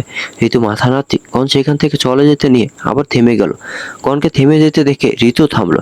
পিছন ফিরে ঋতুর দিকে তাকে গহন একটু সংকোচ নিয়ে জিজ্ঞেস করলো, সব ঠিক আছে তো ঋতু? যদি কোনো সমস্যা হয়ে থাকে আমায় জানাতে পারো। আমার কাছে শম্পা, সিনথিয়া যেমন তুমিও তেমন। কোনো সমস্যা হলে আমি সেটা সমাধান করার চেষ্টা করব। একটু ভয় পেল ঋতু, চোখে মুখে এক অদ্ভুত আতঙ্ক ফুটে উঠল। তাহলে কি নিধি বলে দিয়েছে গহনকে সব? অবশ্য বলে দিলে তো গহন এভাবে ইঙ্গিতে কথা বলতো না। ঋতু তাড়াহুড়ো করে ঠোঁটে হাসি ফুটিয়ে তোলার চেষ্টা করে বলল, সব তো ঠিকই আছে ভাইয়া, কোনো সমস্যা হয়নি। হলে আমি আপনাকে জানাবো। কপালে কি করে আঘাত পেলে? ঋতু তাড়াহুড়ো করে একটা অজুহাত বানিয়ে বলল, আসলে ভাইয়া উষ্টা খেয়ে দেওয়ালের সাথে আঘাত লেগেছিল, তেমন কিছু না, ঠিক আছে এখন আমি। আপনি যান, খেয়ে নিন। দিদি খাবার গরম করছে বোধহয়। খুব তাড়াহুড়ো করলো ঋতু। গহন সেখান থেকে চলে না যেতে তাড়াতাড়ি দরজা বন্ধ করলো। দরজাটা বন্ধ করে বিছানায় শুয়ে থাকা সাবিতের দিকে একবার তাকালো, তারপর কপালের ক্ষতস্থানে আলতো করে হাত বোলালো। ঋতু মোটেও উষ্টা খেয়ে আঘাত পায়নি। আঘাতের জন্য দায়ী সাবিত। ধাক্কা দিয়েছিল, আর ঋতু গিয়ে দেয়ালের সাথে বাড়ি খেয়েছিল। তবে এই কথাটা ঋতু গহনকে বলতে পারলো না, কারণ ঋতু জানে না গহন জানলে ওর এই সমস্যার সমাধান কতটুকু হবে। তবে এতটুকু তো নিশ্চিত, সমস্যা আরো বাড়ত, সাবিত আরো ভয়ঙ্কর হয়ে উঠত। সকালে অফিস যাওয়ার আগে গহন একবার সাবিতের ঘরে এলো। সাবিত সবে মাত্র ঘুম থেকে উঠেছে, দুই হাতে মাথার চুল খামছে ধরে বসে আছে। মাথাটা প্রচন্ড ব্যথা করছে। ঋতিকে অনেকক্ষণ আগে পাঠিয়েছে কফি আনার জন্য, তবে এখনো আসেনি মেয়েটা। গহন তখন সাবিতের ঘরের দরজায় দাঁড়িয়ে। এরই মাঝে সাবিত ঋতুর নাম ধরে চেঁচিয়ে উঠে বলল, ঋতু, এক কাপ কফি বানাতে কত সময় লাগে? মরার পর আনবে? আমার লাশকে খাওয়াবে কফি? সাবিতের কথাটা একদমই পছন্দ হলো না গহনে। খুবই দৃষ্টিকটু লাগলো স্ত্রীর সাথে এমন ব্যবহার। একটু কেশে সাবিতকে জানানোর চেষ্টা করলো যে ও এসেছে। শব্দটা কানে যেতেই সাবিত ঘাড় কাত করে দরজার দিকে তাকিয়ে দেখলো গহন দাঁড়িয়ে আছে। মেজাজটা যথেষ্ট খারাপ ছিল সাবিতের। গহনকে দেখে সেটা আরো বিগড়ে গেল। যদিও সাবিত সচরাচর গহনকে বুঝতে দিতে চায় না যে ওকে দেখলে সাবিতের মাথাটা ঠিক কতটা গরম হয়, তবে আজ সেও কেন যেন নিজের উপরে খুব একটা নিয়ন্ত্রণ রাখতে পারলো না। চোখ মুখে বিরক্ত ভাব ফুটিয়ে তুলে বলল, কিছু বলবে? গহন ভিতরে এলো, এগিয়ে এসে বিছানায় সাবিতের পাশে বসলো। কি হয়েছে? শরীর খুব খারাপ? জ্বর এসেছে নাকি দেখি? গহন হাতটা বাড়িয়ে সাবিতের কপালে রাখতে চাইল, তবে সাবিতের সেটা একদমই পছন্দ হলো না। একটু পিছিয়ে গিয়ে বিরক্তিকর গলায় বলল, আমি এখনো ছোট নেই ভাইয়া, যে বাচ্চাদের মতো আদর দেখাতে হবে। কি বলতে এসেছো সেটা বলো। নিজের বাড়িয়ে দেওয়া হাতটা গুটিয়ে নিল গহন। ওর ভালোবাসা সাবিতের প্রয়োজন নেই, সেজন্য দেখা তো চাইল না। আর যেটা বলতে এসেছে সেটাই বলবে। একটু সময় নিয়ে জিজ্ঞেস করো, ঋতুকে ডাক্তার দেখাচ্ছ ঠিক মতো? দেখাচ্ছে হয়তো, আমি জানি না। গহন কপাল কুঁচকে বলল, তুমি জানো না মানে? তোমার জানা উচিত। তুমি জানো না তো কে জানে? ওর মা যায় ওর সাথে, কবে যায় কখন যায় আমি জানি না। কিছু হয়েছে ওর সাথে? ঝামেলা করেছো? আরে না রে বাবা, কিছু হয়নি। গহন বুঝতে পারছে যে সাবিত বিরক্ত হচ্ছে, কিন্তু তাহা আবারও জিজ্ঞেস করলো, তুমি কি ঋতুর গায়ে হাত তোলো?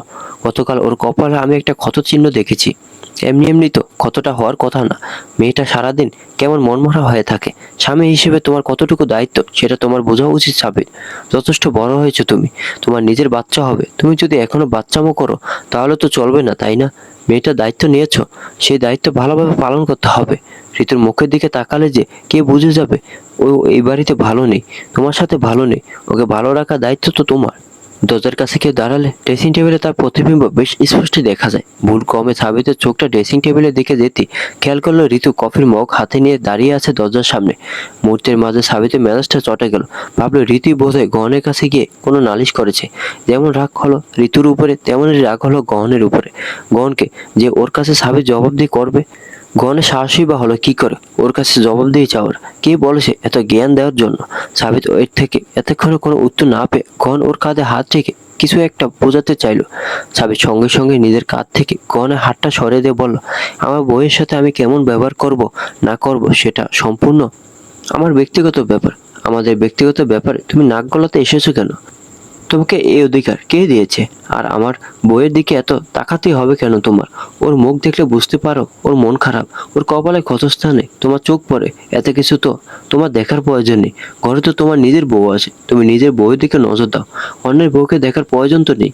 তোমার বাড়িতে থাকছি, তোমার টাকায় খাচ্ছি বলে কি এখন আমার বইয়ের উপরে নিজের অধিকার ফলাতে আসবে নাকি? লজ্জায় অপমানে গহনে মাটিতে মিশে যেতে ইচ্ছে হলো। নিজের উপর যে ঠিক কতটা রাগ হলো সেটা বলে বোঝাতে পারবে না। মনে হলো কেন এসেছিলে এখানে? গহন তো জানতো এমন কিছুই হবে, কিন্তু তারপরও কেন নিজের কথা শুনে আসতে গেল? নিজেকে বোঝানো উচিত ছিল গহন কেন ওদের ব্যাপারে কোনো কথা বলতে চায় না। জোর করে তো আর কারো থেকে সম্মান আদায় করা যায় না। সেজন্যই তো গহন সবসময় নিজের সম্মান বজায় রেখে চলার চেষ্টা করে, এসব কিছু থেকে দূরে থাকে। কেন আসতে গেল আজ এই ঘরে? কেন সাবিতকে এই কথাগুলো বলতে গেল? আর একটা শব্দ বের হলো না গহনের মুখ থেকে সাবিতের জন্য। লজ্জায় অপমানে চুপচাপ ঘর থেকে বেরিয়ে গেল। এই ছেলে প্রতিদিন এক কথা বলতে হয় কেন? খেয়ে যেতে কি সমস্যা আপনার? এর আগের দিনই বলেছিলাম না খেয়ে গেলে ঠ্যাং ভেঙে বাড়িতে বসে রাখবো। একদিনে কথা কানে যায় না। গহন হাতে করে পড়তে পড়তে বলল, আজ ক্ষুধা লাগেনি, পরে ক্ষুধা লাগলে অফিসে গিয়ে কিছু খেয়ে নেব। আপনি যে কত খাবেন সেটা আমি খুব ভালোভাবে জানি। চুপচাপ বসুন, পাতে নিচে খেয়ে যান। গহন নিধির কথায় তীব্র আপত্তি জানিয়ে বলল, না নিধি, খেতে ইচ্ছে করছে না। তুমি এক কাজ কর, টিফিন বক্সে দিয়ে দাও। নিধি সন্দেহ গলায় বল, খাবেন তো ঠিকঠাক? গহন নিধিকে আশ্বস্ত করে বল, হ্যাঁ খাবো। নিধি গহনের খাবারগুলো টিফিন বক্সে দেবে ভেবে প্লেটটা হাতে নিয়ে ঘর থেকে বেরিয়ে যেতে ধরে আবার থেমে গেল। পিছন ফিরে গহনের কাছে এগিয়ে এসে বলল, আপনার ভাইয়ের সাথে কথা বলেছিলেন কি? বুঝিয়েছেন ওনাকে? কয়েক মুহূর্তের জন্য গহন থমকালো। খুব তাড়াতাড়ি আবার নিজেকে স্বাভাবিক করার চেষ্টা করে বলল, ওদের মাঝে তোমার যাওয়ার প্রয়োজন নেই। নিধি কিঞ্চিত বিরক্তিকর গলায় বলল, আরে বাবা, আমি যাইনি তো, আপনাকে পাঠিয়েছি সেজন্য। তোমার কিংবা আমার কারোর ওদের মাঝে যাওয়ার প্রয়োজন নেই। শুধু ওদের মাঝে কেন, কারোর মাঝে আমাদের যাওয়ার প্রয়োজন নেই। ধুর বাবা, আপনি বলুন তো, কথা বলেছেন ওনার সাথে? কি বললো? গহন একটা দীর্ঘশ্বাস ছেড়ে নিধির দিকে তাকিয়ে বলল, সাবিত এটা পছন্দ করেনি যে আমি ওদের মাঝে কথা বলছি। এই কথাটা আমি তোমাকে আগে বলেছিলাম যে কে পছন্দ করবে না, কিন্তু তুমি শুনলে না আমার কথা। এবার মিলল তো? উনি বলল আর আপনি চুপচাপ চলে এলেন। ঠাস করে কানের নিচে একটা লাগিয়ে দিতে পারলেন না? অপদার্থ কোথাকার, কাম নেই কাজ নেই, শুধু গিলবে, ঘুমাবে আর বাড়িতে বসে থেকে বউকে পেটাবে। আরে ওকে আমার সামনে এনে দিন তো, দুটো চর আর চারটে লাথি খেলে ঠিক হয়ে যাবে। বউ পেটানোর স্বভাব আমি 5 মিনিটে গুছিয়ে দেব। সাবিত গহনকে কি বলে অপমান করেছে সেগুলো গহন নীতিকে জানাতে চায় না, কেননা বুঝতে পারছে এমনিতে মেয়েটা সাবিতের উপর যে রাগ, তার উপর যদি শুনে গহনকে এভাবে অপমান করছে, বাড়িতে একটা কুরুক্ষেত্র বেঁধে যাবে। আজ সকালে যথেষ্ট অপমানিত হয়েছে গহন এই নিয়ে, আপাতত কেন আর কখনোই এই নিয়ে কোনো কথা উঠুক গহন চায় না। তার উপর আবার যদি নিধি শুনে ওর কথা রাখতে গিয়ে গহন অপমানিত হয়েছে, তাহলে কষ্ট পাবে, নিজেকে দোষারোপ করবে, যা গহন চায় না। সেজন্য নিধিকে বলল না সেই কথাগুলো, কিন্তু মেয়েটাকে থামাতে হবে। যা অপমানিত হওয়ার গহন হয়ে গিয়েছে, নিধি অপমানিত হোক সেটা গহন চায় না। মৃদু গম্ভীর গলায় নিধিকে উদ্দেশ্য করে বলল, আমি নিষেধ করেছি তোমায় নিধি এই নিয়ে কথা বলতে। তুমি এটা আমার আদেশ ভাবো কিংবা অনুরোধ, যা ইচ্ছে তাই ভাবো, কিন্তু আমার এই কথাটা তোমায় শুনতে হবে। ওদের মাঝে তুমি কথা বলবে না। নিধি এবার একটু শান্ত হলো। কাচামুচু করে গহনকে বোঝানোর ভেঙ্কুতে বলল, ভাবিকে দেখে খারাপ লাগে গহন, উনি খুব অসহায় গহন। প্রেগনেন্ট অবস্থায় তো একটু যত্ন প্রয়োজন, ভালোবাসা প্রয়োজন, আর ওনার স্বামী ওনার গায়ে হাত তোলে। আপনি একটু বোঝান আপনার ভাইকে, না হলে আপনার মাকে দিয়ে বলুন, না হলে আমি কি বলি, আমি বুঝাই। গহনের এবার মাথাটা সত্যি গরম হয়ে গেল। মেয়েটা যে কেন বোঝে না যে অন্যের ব্যাপারে নাক গলাতে নেই, কে জানে। কথাটা বলতে গেলে এখন অপমানিত হবে। শুধু সাবিত অপমান করবে না, গহন খুব ভালো করে জানে ঋতুও কথা শোনাবে, আর ওর মা বোনেরা তো রয়েছেই। রাগী গলায় মৃদু চেঁচিয়ে উঠে নিধিকে বলল, এক কথা কতবার বোঝাতে হয় তোমাকে? আমরা একটা কথা শুনতে পারো না? বারবার নিষেধ করে চলেছি ওদের মাঝে কথা বলো না, ওদের মাঝে কথা বলো না, তারপরে বুঝো না কেন? শুধু তো আজ একদিন বলিনি, এর আগেও বলেছি যে কারো মাঝে কথা বলতে যাবে না, তারপরে কথা বুঝো না কেন? সব সময় সব বিষয়ে নাক গলাতে নেই, সবসময় সব বিষয়ে বাড়াবাড়িও করতে নেই। আর নিজের এই প্রতিবাদী সত্তাটাকে মাঝে মাঝে একটু দাবিয়ে রাখার চেষ্টা করো। আর এত যন্ত্রণিত হতে হবে না, নিজেরটা নিজে বোঝার চেষ্টা করো। গড় নিধিকে না আর কোনো কিছু বলার সুযোগ দিল, না কোনো কিছু শোনার অপেক্ষায় রইল। বেরিয়ে গেল ঘর থেকে, খাবারটা নিয়ে গেল না। নিধি থ মেরে দাঁড়িয়ে রইল নিজের জায়গায়, হাঁ করে তাকিয়ে রইল গহনে যাওয়ার দিকে। হঠাৎ করে কি হয়ে গেল গহনের যে এভাবে ঝাড়ি দিয়ে চলে গেল? নিধি রাগ করেনি, কষ্ট পায়নি, তবে অবাক হয়েছে। সামান্য একটা কথা নিয়ে তো এতটা রেগে যাওয়ার কথা ছিল না গহনের। সাবিত কি তাহলে কথা শুনিয়েছে গহনকে? নিধি গহনের ব্যবহারের কথাগুলো ভাবছে আর কাজ করছে, কাজে মন নেই। যদিও মনটা খারাপ করতে চায়নি, কিন্তু তবুও খারাপ হয়ে গেছে গহনের এমন ব্যবহারে। এখন অবধি কখনো গহন নিধির সাথে এতটা খারাপভাবে কথা বলেনি, এতটা জোরে কথা বলেনি। কে জানে আজ কি হয়ে গেল, কিংবা হয়তো বদলে যাচ্ছে গহন। নিধির এসব ভাবনার মাঝে ওর ফোনটা শব্দ করে বেজে উঠলো। হাতে নিয়ে দেখলো গহনের নাম্বার থেকে কল এসেছে। মুহূর্তের মাঝে নিধি ঠোঁটে হাসি ফুটে উঠলো, সঙ্গে সঙ্গে আবার বিষণ্ণ দেখালো। এখন তো আবার হাসলে চলবে না, গহনের সঙ্গে একটু ভাব নিয়ে কথা বলতে হবে। গহনকে বোঝাতে হবে যে নিধি রেগে আছে। গহন যে ব্যবহারটা করেছে নিধির সাথে সেটা ঠিক করেনি। নিধি ফোনটা রিসিভ করে গম্ভীর গলায় বলল, শুনছি। নিধির কণ্ঠস্বরটা শুনতে গহন আবহাওয়া সম্পর্কে বেশ ভালোই আন্দাজ পেয়ে গেল। একটা দীর্ঘশ্বাস ফেল। কেন যে তখন ওভাবে বলতে গিয়েছিল কে জানে। নিধির ভালোর জন্যই বলেছিল, কিন্তু গহনে আরেকটু বুঝিয়ে বলা উচিত ছিল। নিধিকে তো সম্পূর্ণ সত্যিটাও বলেনি, হয়তো বললে নিধি বুঝতে পারতো। আবার বলবি বা কি করে? সত্যিটা বললেও তো মেয়েটা আবার ঝামেলা করবে। আমার তোমার সাথে ওভাবে রেগে কথা বলা উচিত হয়নি, দুঃখিত আমার ব্যবহারের জন্য, আর কখনো হবে না। একটা সুযোগ পেল নিধি গহনকে খোঁচানোর, না খোঁচালে চলে নাকি? আরে না না, দুঃখিত হতে যাবেন কেন? বলতেই পারেন রেগে কথা, বউয়ের সাথে কথা বলাই যায় এভাবে। আমি কিছু মনে করিনি। যতই হোক আপনিও তো পুরুষ মানুষ, বাকিদের মতন যদি বউয়ের উপরে গরমই না দেখালেন তাহলে কিসের পুরুষ মানুষ হলেন? একটু তো পুরুষ মানুষের নাম রাখতে হবে, তাই না? গহন আবারও অপরাধী গলায় বলল, দুঃখিত, বললাম তো ভুল হয়ে গেছে, আর কখনো এমন হবে না, কথা দিচ্ছি। আমি আপনাকে বলছি না একেবারে শান্ত হয়ে যেতে, মাঝে মাঝে একটু রাগা ভালো, শরীর স্বাস্থ্যের পক্ষে ভালো, কিন্তু সেটা শুধু বইয়ের উপরে রাগ দেখালেই চলবে না। মাঝে মাঝে একটু মা বোনকেও রাগ দেখাতে শিখুন। একটু রাগ যদি ওদেরকে দেখাতেন তাহলে আজ নিজেই ভালো থাকতে পারতেন। যাই হোক, কার রাগ তখন আমার উপরে ঝাড়লেন? কারই না। দিদি এবারে ঝাঁঝালো গলায় বলল, মিথ্যে বলার জন্য কল করেছেন? দেখুন, হয় সত্যিটা বলবেন, নয়তো কিছুই বলবেন না, কিন্তু মিথ্যে শুনতে পারবো না। আমার তো এটা সন্দেহ হচ্ছে যে আপনার ভাই বোধহয় উল্টোপাল্টা কিছু বলেছে আপনাকে, তাই না? গহন তাড়াহুড়ো করে বলল, না, ও কিছু বলেনি। দিদির সন্দেহটা তীব্র হলো। ভাবলো গহনকে এবার একটু ভয় দেখাবে, না হলে ছেলেটা সত্যি বলবে না। ঠিক আছে, আপনি যখন কিছু বলবেন না তাহলে আমি বরং আপনার ভাইকে গিয়ে জিজ্ঞেস করি যে উনি কি কথা শুনিয়েছেন আপনাকে, তারপরে ওনার একদিন আর আমার যে কদিন লাগে। দিদি এমনি ভয় দেখালো গহনকে, তবে কাজ হলো। অপর পাশ থেকে গহন ব্যতিব্যস্ত গলায় বলল, আরে দাঁড়াও, যেও না, আমি বলছি। দিদি ঠোঁট টিপে হেসে গম্ভীর গলায় বলল, ঠিক আছে বলুন। গহন পড়ল মহাবিপাকে। যে কথাগুলো এই মেয়েটা থেকে লুকোতে চায় সেগুলো মেয়েটা শোনার জন্য তাড়া দেয়। কিছুক্ষণ আমতা আমতা করে বলল, ঠিক আছে বলবো তো, তবে তার আগে আমায় একটা কথা দিতে হবে। কি কথা? এই নিয়ে তুমি কাউকে কিছু বলবে না, কোনো ঝামেলা করবে না, কথা দাও আমায়। এই কথাটা শুধুমাত্র আমাদের দুজনের মাঝেই থাকবে। যদি বিরক্তিতে নাক মুখ কুচকালো, এখন কথা না দিলেও হবে না, আবার কথা দেওয়াও ঠিক হবে না। সত্যি বোধহয় গনকে কেউ না কেউ কথা শুনিয়েছে, এখন পাল্টা তো নিধিকেও তাকে গিয়ে কথা শোনাতে হবে, কিন্তু কিছু করার নেই। আপাতত গহনকে কথা দিল, আমি কিন্তু বিশ্বাস করলাম তোমায় নিধি, আমার বিশ্বাসের মর্যাদা রেখো। আমি জানি তুমি আমার বিশ্বাস ভাঙবে না। দিদি কাঁদো কাঁদো গলায় বলল, ঠিক আছে বলবো না, এবার বলুন। গহন একটা দীর্ঘশ্বাস ছেড়ে বলল, সাবিতের পছন্দ হয়নি আমি ওদের ব্যাপারে কথা বলা। ও ব্যাপারটাকে অন্যভাবে নিয়েছে, উল্টাপাল্টা কথা বলেছে, কিন্তু কি বলেছে সেটা তোমার শোনার প্রয়োজন নেই। প্রয়োজন নেই মানে? অবশ্যই আছে। কি বলেছে বলুন তো? বললাম তো শোনার প্রয়োজন নেই, যা বলা ছিল বলেছি। এই প্রসঙ্গে আর কোনো কথা উঠবে না। দিদি গহনের কথায় তীব্র আপত্তি জানিয়ে বলল, কথা তো উঠবেই। ওর সাহস হলে কি করে আপনাকে অপমান করা, আপনাকে কথা শোনানো। আমি তো এটা ভাবছি যে কতটা না বাজে কথা শুনিয়েছে আপনাকে, যে আপনি আমার উপর রাগ দেখালেন। ওকে তো আজ আমি ছাড়বই না। ওর জন্য আমার ভালো স্বামী আবার খারাপ হয়ে যেতে ধরেছিল, ও আজ শেষ।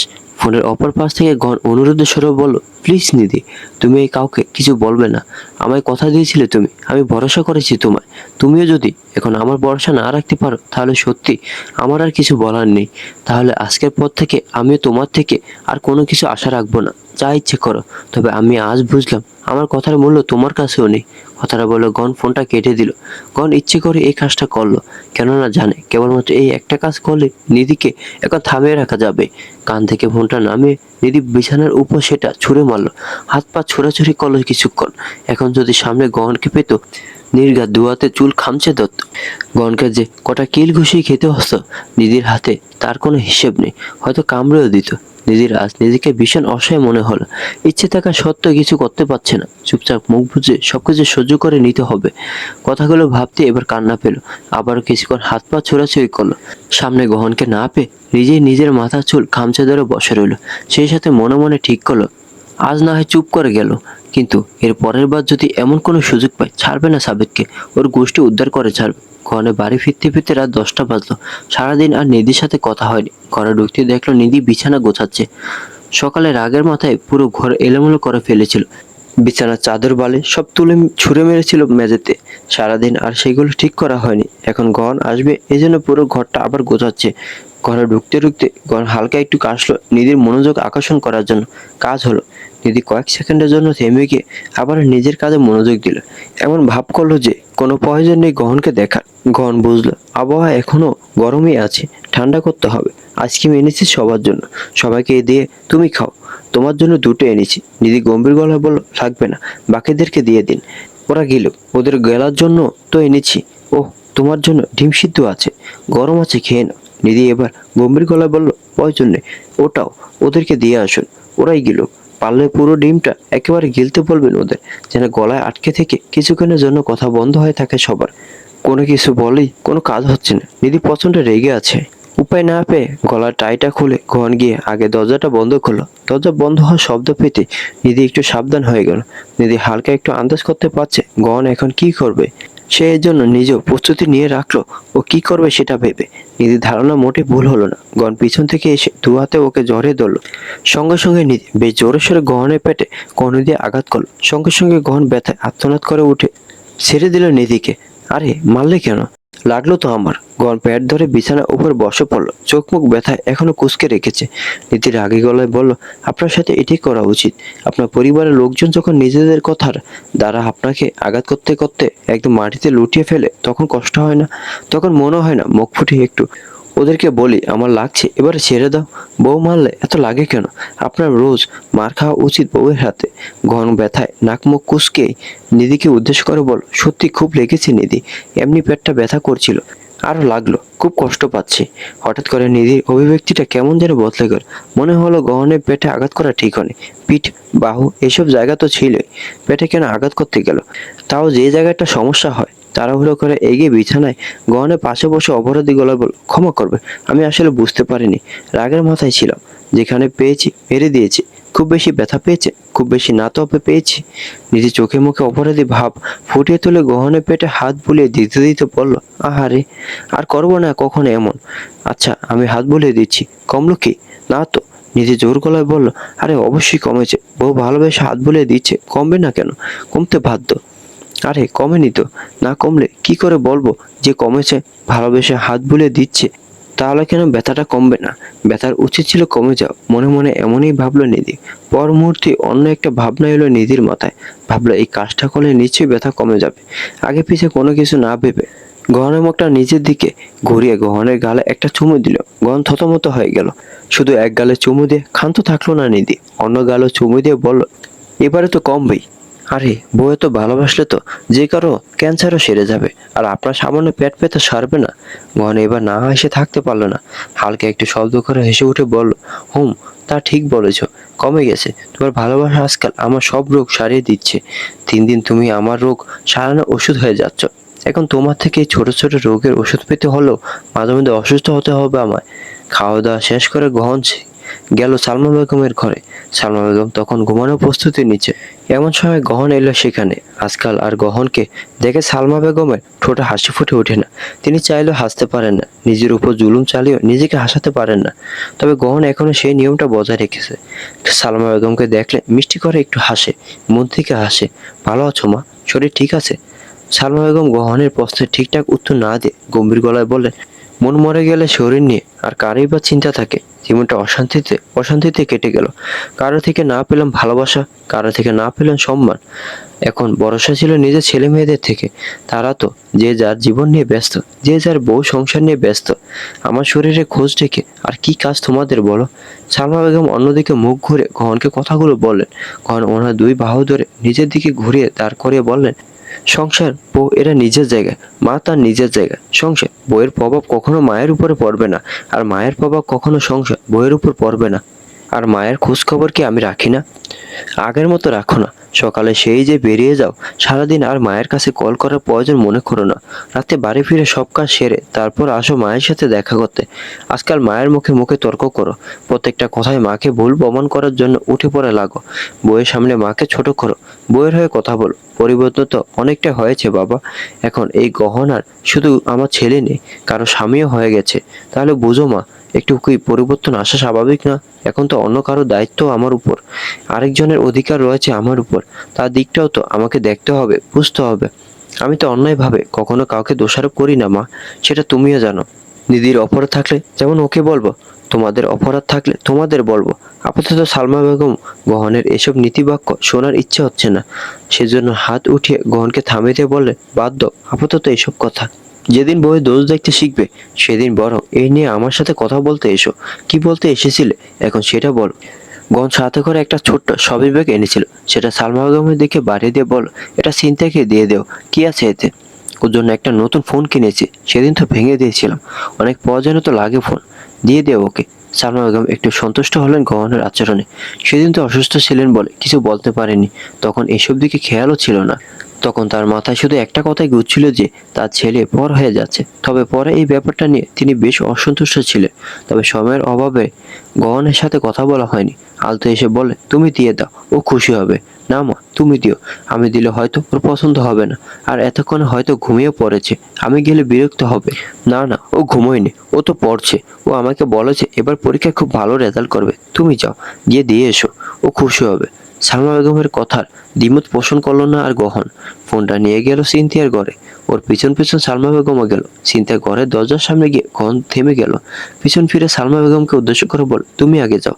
সালমা বেগম মাথা নাড়ে দরজাটা খুললে। দরজাটা খুলতে ভিতরে দৃশ্যটা দুজনের কাছে দৃশ্যমান হলো।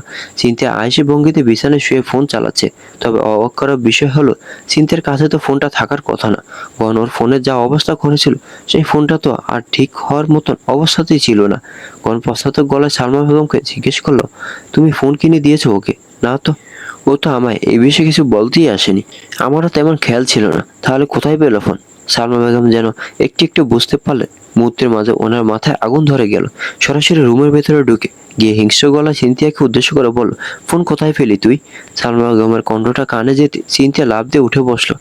সামনে নিজের মাকে দাঁড়িয়ে থাকতে দেখে চোখগুলো মার্বেলের আকার ধারণ করলো। ভয়ে কণ্ঠ মৃদু কাঁপলো। মম্মা, তুমি এখানে? সালমা বেগম ফের হিংস্র গলায় বললে, তোকে আমি জিজ্ঞেস করেছি ফোন কোথা থেকে পেলি তুই? হাতে থাকে ফোনটা। সিনথিয়া তাড়াহুড়ো করে নিজের পেছনে লুকানো ব্যর্থ চেষ্টা করে বলল, এটা তো আমার ফোন না, আমার বান্ধবীর ফোন, আমি একদিনের জন্য ধার নিয়েছি। ততক্ষণে ঘরের ভেতর গহনে এসেছে। সিনথিয়া কথাটা গহনে একটু বিশ্বাস হলো, আবার একটু অবিশ্বাসও হলো। তবে আসল ব্যাপারটা গহন ধরতে না পারলো সালমা বেগম তো ঠিকই বুঝলেন। পুনরায় হিংস্র গলায় বললেন, বান্ধবী থেকে ধার নিয়েছিস না কোত্থেকে পেয়েছিস আমি জানি না, আজ তো তোকে আমি। কথাটা বলে সালমা বেগম মেয়ের দিকে তেড়ে গেলেন। সিনথিয়া তাড়াহুড়ো করে অন্য পাশ দিয়ে বিছানা থেকে নেমে এসে গহনের পেছনে দাঁড়ালো নিজেকে মায়ের থেকে আড়াল করার জন্য। সালমা বেগম সিনথিয়াকে শাসিয়ে বললেন, বেরিয়ে আয় বলছি, তোর ফোনের নেশা আজ আমি বের করে ছাড়বো, বেরিয়ে আয় বলছি। ভয়ে সিনথিয়া থরথর করে কাঁপছে। দুহাতে গহনের বাহু খামচে ধরে আতঙ্কিত গলায় বলল, ভাইয়া বাঁচাও। গহন কিছু বলে উঠতে ধরলে সালমা বেগম গহনকে শাসিয়ে বলল, তুমি একদম চুপ করে থাকবো গহন, ওকে আজ আমার হাত থেকে কেউ বাঁচাতে পারবে না। আর ওর জন্য যে ফোন এনেছো ওটা নিয়ে যাও, ওকে ফোন ছাড়াই বাঁচতে শিখতে হবে, অন্তত বিয়ের আগে পর্যন্ত। কথাটা বলে সালমা বেগম এগিয়ে গিয়ে গহনের পিছনে দাঁড়িয়ে থাকা সিনথিয়ার একটা হাত খামচে ধরলে। ভয়ে সিনথিয়া এবার শব্দ করে কেঁদে উঠল। অন্য হাতে গহনের বাহু খামচে ধরলো। গহনের থেকে সাহায্য চাইল, ভাইয়া বাঁচাও, মা মারবা আমায়। এত চেঁচামেচির আওয়াজ শুনে নিধি আর ঋতু ছুটে এলো। এমন বিশৃঙ্খল পরিস্থিতি দেখে দুজনই তাজ্জব বনে গেল।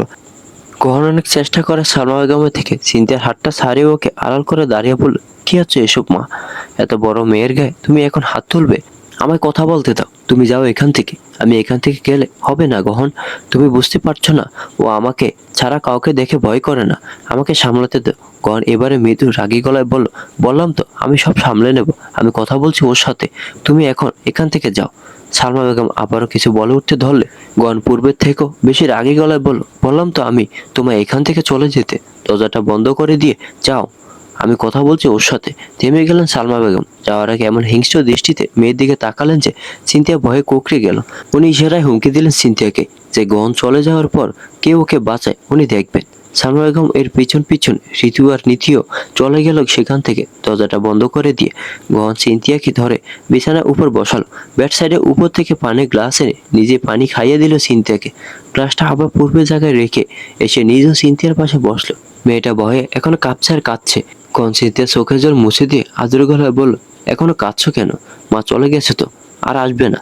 সিনথিয়া কঞ্জনত গলায় বলল, তুমি চলে গেলে আবার আসবে, আমাকে মারবে আমি নিশ্চিত, তুমি যেও না ভাইয়া।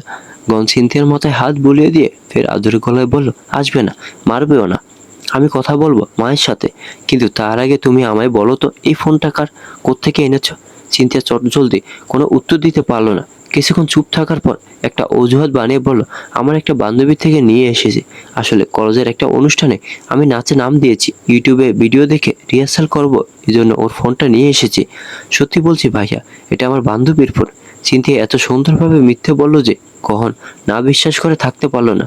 ও নিজের সঙ্গে যে ফোনটা এনেছিল সেটা সিনথিয়ার দিকে বাড়িয়ে দিয়ে বলল, বান্ধবীর ফোন ওকে কাল দিয়ে এসো, এই নাও তোমার জন্য একটা নতুন ফোন কিনেছি, কালে এনেছিলাম কিন্তু দেওয়ার কথা মনে ছিল না। সিনথিয়া নতুন ফোনটা দেখে তাকে অবিশ্বাস্য গলায় বলল, আমার জন্য নতুন ফোন এনেছো তুমি? সেদিন রাগের মাথায় ভেঙে ফেলেছিলাম, তো পরে মনে হলো তুমি তো বড় হয়েছো, প্রয়োজন হতেই পারে। নতুন ফোনের দিকে তাকে খুশিতে সিনথিয়ার চোখ দুটো চিকচিক করে উঠল। মুহূর্তের মাঝে সব মন খারাপ দূর হয়ে গেল। খুশিতে লাফিয়ে উঠে উচ্ছ্বসিত গলা বলল, থ্যাঙ্কস ভাইয়া, তুমি অনেক ভালো। আমি ছোট ভাইয়াকে বলেছিলাম আমায় একটা ফোন কিনে দিতে, কিন্তু ও তো আমার কথা কানই তুললো না। আপুকে বলেছিলাম, মাকে তো ভয় বলতেই পারেনি, কেউ দেয়নি, শুধু তুমি দিলে, তাও না বলতি। অনেক অনেক অনেকগুলো থ্যাঙ্কস, তুমি সব থেকে ভালো ভাইয়া। সিনথিয়ার প্রতি জমে থাকা এতদিনের সমস্ত অভিযোগ, অভিমান নিমিষের মাঝে উধাও হয়ে গেল ওর মুখের হাসিটা দেখে। এই যে সিনথিয়া গহনকে বলল যে ও সব থেকে ভালো ভাইয়া, এতটুকুই গহনে পুরো দিনটা যেন ভালো করে দিল। গহন জানে না সিনথিয়া এই কথাটা মন থেকে বলেছে কিনা, তবে বলেছে যে এতটুকুই যথেষ্ট। এতটুকু বলার মতনও তো কেউ নেই। আর টুকটাক কিছু কথাবার্তা শেষে সালমা বেগম যে মারবে না সিনথিয়াকে, এই নিশ্চয়তা দিয়ে গহন উঠে দাঁড়ালো বেরিয়ে আসার জন্য। দরজার কাছাকাছি আসতে সিনথিয়া একবার ডেকে উঠলো ভাইয়া বলে। গহন দাঁড়ালো, পিছন ফিরে তাকিয়ে ভ্রু উঠছে বলল, আর কিছু লাগবে? সিনথিয়া পিলপিল পায় গহনের দিকে এগিয়ে গিয়ে কিঞ্চিত অস্বস্তি জড়ানো গলায় বলল, আরেকটা কথা বলার ছিল তোমায় ভাইয়া। গহন অভয় দিয়ে বলল, হ্যাঁ বলো, কিছু হয়েছে? সিনথিয়া শুষ্ক ঠোঁটটা জিভ দিয়ে ভিজে নিয়ে বলল, আমি এই বিয়েটা করবো না ভাইয়া, তুমি একটু মাকে বুঝাও না। মা উঠে পড়ে লেগেছে বিয়েটা দেওয়ার জন্য। আমি এত করে বলছি আমি বিয়ে করব না, শুনছি না আমার কথা। কিন্তু কেন করবে না? শুনলাম ছেলে ভালো, ছেলে পরিবার ভালো, সবকিছু ঠিক থাকলে করে না বিয়েটা। সিনথিয়া তীব্র আপত্তি জানিয়ে বলল, না ভাইয়া, এখন আমি কোনো মতেই বিয়ে করব না। আমি আগে পড়াশোনা শেষ করতে চাই, তারপরে চাকরি করব। এত তাড়াতাড়ি কেন আমার বিয়ে দিয়ে দিচ্ছ? আমি আরো কিছুদিন তোমাদের সাথে থাকতে চাই, প্লিজ ভাইয়া, মাকে বুঝাও না। তুমি ছাড়া কেউ বোঝাতে পারবে না মাকে, তোমার একমাত্র ছোট বোন আমি। আমার জন্য তোমাকে এতটুকু করতেই হবে, কথা দাও আমায় তুমি করবে। সিনথিয়া প্রচন্ড জোরাজোরি করলো। গহন পড়লো মহা বিপদে, ভেবেছিল এই বিয়েটা নিয়ে আর কোনো কথাই বলবে না। এদিকে সিনথিয়া আবার এভাবে জোরাজোরি করছে। শেষে সিনথিয়া জোরাজোরির কাছে হার মানতেই হলো গহনকে। ওকে আশ্বস্ত করে বলল, আচ্ছা ঠিক আছে, আমি কথা বলবো মায়ের সাথে। সিনথিয়া আরেক দফা খুশিতে লাফিয়ে উঠে দু হাতে গহনকে জড়িয়ে ধরে বলল, তুমি সত্যি খুব ভালো, থ্যাংক ইউ সো মাচ ভাইয়া। গহন হাসলো, খুশি হলো সেই সাথে, আবার একটা দীর্ঘশ্বাসও ফেললো। আসলে কারো থেকে কিছু পাওয়ার আশা করতে গেলে তাকে বিনিময়ে কিছু দিতেই হয়, খালি হাতে কিছুই পাওয়া যায় না। কি কানপোড়া দিল আপনার বোন? দিদির কথাটা শুনে গহন একটু শব্দ করে এসে উঠে বলল, কানপোড়া কি? যা দিয়েছে আপনার বোন সেটাই, আমাকে কিছু দেয়নি, আমি বরং ওকে ফোন দিয়ে এলাম। দিদি এবার বিরক্তিকর গলায় বলল, আরে শিক্ষিত ইংরেজের বাচ্চা, আঞ্চলিক ভাষা জানেন না? কানপোড়া মানে বুঝাতে চাইছি কি কুমন্ত্রণা দিয়েছে আপনাকে? এখন কুমন্ত্রণার ইংরেজি আমি জানি না। গহন দ্বিতীয় দফা শব্দ করে এসে উঠে বলল, না, কোনো কুমন্ত্রণা দেয়নি। আর তাছাড়া তোমার স্বামী তো এখন ভালো হয়ে গেছে, এই কুমন্ত্রণা দিল লাভ হবে না। নিজের মুখটা অন্যদিকে ঘুরে নিয়ে বলল, পুরুষ মানুষের কোনো বিশ্বাস নেই, এরা সব দিক সামলাতে গিয়ে সবসময় সবকিছু ঘেটেই ফেলে। অবশ্য আপনাদের দোষ দিয়েও লাভ নেই, বউ আর মায়ের চক্করে সবসময় তো আপনাদের মতো নির্দোষ মালগুলি ফেসে যায়। গহন বিরক্তিতে নাক মুখ কুঁচকে বলল, মাল কি? এসব কোন ধরনের ভাষা? তুমি একটা শিক্ষিত মেয়ে হয়ে এইসব বাজে শব্দ কেন ব্যবহার করো? নিধি বেশ গাছাড়া ভঙ্গিতে বলল, মাল মানে মাল, মাল মানে আপনারা পুরুষ জাতি। সে যাই হোক, আপনাকে এখন মাল বোঝানোর ক্ষমতা আমার নেই, এই বিস্তারিত বর্ণনা দিতে পারবো না। ঘুম পেয়েছে, আমি ঘুমালাম, আপনার যা ইচ্ছে তাই করুন, শুধু ল্যাপটপ নিয়ে বসবেন না। কথাটা বলে নিধি অন্যদিকে মুখ ঘুরিয়ে শুয়ে পড়ল। নিধি সত্যি প্রচন্ড ঘুম পেয়েছে। চোখটা বন্ধ করার পর এক সেকেন্ডও যেন সময় লাগবে না ঘুমিয়ে যেতে। হঠাৎ করে ঘাড়ে কারো তপ্ত নিঃশ্বাস অনুভব করলো। সেই সাথে খেয়াল করলো কে যেন নিধির কোমর জড়িয়ে ধরে ওকে নিজের দিকে টানছে। নিধি এতটাই বেশি ঘুম পেয়েছে যে চোখটা খুলে যে জিজ্ঞেস করবে গহনকে যে সমস্যা কি, সেটাও করতে পারছে না। এদিকে গহন নিধিকে নিজের দিকে টানছে তো টানছি, আর জায়গা নেই কাছে যাওয়ার, তবুও টানছে। নিধি অবশেষে আর সহ্য করতে না পেরে খেকে উঠে বলল, এত যে টানছেন, কাছে যাওয়ার মতন আর জায়গা কোথায়? বুক চিরে কি এখন ভিতরে ঢুকে যাব? নিধি রুষ্ট কণ্ঠের প্রেক্ষিতে ক্ষণ আলতো এসে বলল, পারলে তাই করতাম, কিন্তু সেটা তো পারবো না, তাই কাছে টানছি। কি করব বলো? তোমাকে যতই কাছে টেনে নেই না কেন, তাও মন ভরে না। মনে হয় আরেকটু কাছে টেনে নিই। অন্যান্য সময় হলে নিধি হয়তো একটু লজ্জা পেত, মনের মাঝে হয়তো পদাবৃত্তি উঠত, এক অন্যরকম অনুভূতি কাজ করত। তবে এখন তেমন কিছুই হলো না। বরং নিধি গহনের দিকে ঘুরে শুয়ে দুই হাতে গহনের গলা শক্ত করে পেঁচে ধরে বলল, এখন পালটা আমায় জড়িয়ে ধরুন, তাহলে মনে হবে বুকের মধ্যে ঢুকে গেছি। আর এখন এসব টানাটানি বাদ দিয়ে ঘুমিয়ে পড়ুন। যা করতে চাইছেন সেটা আজ হবে না। না প্রত্যেকদিন রাতে আপনার অত্যাচার সহ্য করতে পারবো, না সকাল সকাল উঠে ঠান্ডা পানিতে গোসল করতে পারবো। চুপচাপ ভদ্র ছেলের মতন ঘুমিয়ে পড়ো। কারণ দুই হাতে নিধিকে পাল্টে শক্ত করে জড়িয়ে ধরে নিধির গালে আলতো করে একটা চুমু দিয়ে বলল, আমি তো অত্যাচার করি না, আমি তো শুধু একটু ভালোবাসি। আর ঠান্ডা পানিতে অসুবিধা হলে গরম পানি দিয়ে গোসল করা যায়। নিধি ঘনের গলা ছেড়ে দিয়ে ভ্রু কুচকে ওর দিকে তাকিয়ে বলল, তার মানে সত্যি সত্যি আপনার উদ্দেশ্য খারাপ? আজ এইসব কোনো মতেই হবে না। আমি ভীষণ ক্লান্ত। আপনার কি লজ্জা করে না প্রত্যেকদিন রাতে ছোট্ট একটা মেয়ের উপর অত্যাচার করতে চলে আসেন? ছি ঘন, ধিক্কার জানাই আপনাকে। ঘন তৃতীয়বারের মতন শব্দ করে হেসে উঠল। এবারে হাসির শব্দটা আগে দুইবারের তুলনায় আরেকটু বেশি হলো। নিধি মাথাটা শক্ত করে নিজের বুকের সাথে চেপে ধরে বলল, তুমি শুধু আমার কাছে থেকে গেলেই হবে, আর কিচ্ছু চাই না। তোমার থেকে একটু ভালোবাসা পেলেই আমার চলবে নিধি। বেশি কিছু আমি আশা করি না। এই অল্পটুকু কারো থেকে আশা করতাম না, শুধু তোমার থেকে করি। তুমি ঘুমাও, আমি মাথায় হাত বুলিয়ে দিচ্ছি। নিধির পাল্টা একটা কথা বলল না। নিজেও দুই হাতে শক্ত করে গহনকে জড়ে ধরে ঘুমিয়ে পড়ল। খুবই তাড়াতাড়ি ঘুম চলে এলো নিধির চোখে। শান্তি আর স্বস্তির ঘুম। এর আগে নিধির কখনো এত ভালো ঘুম হয়নি। কেননা এই পৃথিবীর সব থেকে প্রিয়, সব থেকে নিরাপদ জায়গায় নিধি ঘুমোচ্ছে।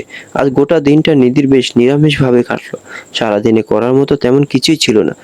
কারোর সাথে আজ কোনো ঝগড়া ঝামেলাও হয়নি। যে যার মতন থেকেছে। গহনা আজকাল কাজে ভীষণ ব্যস্ত থাকে। বকে দেওয়ার মতন তার কাছে সময় নেই। নিধিও বুঝে যে গহনের কাজের চাপ বেশি। সেজন্য আর আগে আগে কল করে বিরক্ত করে না গহনকে। নিধির নিস্তেজ হয়ে থাকা শরীর আর মন দুটি ফুরফুরে হয়ে ওঠে রাতে গহন ফেরার পর। নিধির সেই মনটা আরো বেশি ফুরফুরে হয়ে গেল যখন গহন মনে করে দিল যে আগামীকাল থেকে ওর ভার্সিটি শুরু হবে। পড়াশোনার বিষয়টা নিধির কতটা ভালো লাগে সেটা কাউকে বলে বোঝাতে পারবে না। তার মধ্যে পড়াশোনা না করার জেদ উঠে গিয়েছিল, তবে সেই জেদটা এখন কেটে গেছে। গহন তখন সবে মাত্র জামা কাপড় বদলে এসে বিছানায় বসেছে। অমনি নিধি ধপ করে এসে গহনের সামনে বসে পড়ল। আচ্ছা, আপনি আমাকে ভার্সিটিতে রাখতে যাবেন? আমার তো যাওয়ার ইচ্ছা আছে।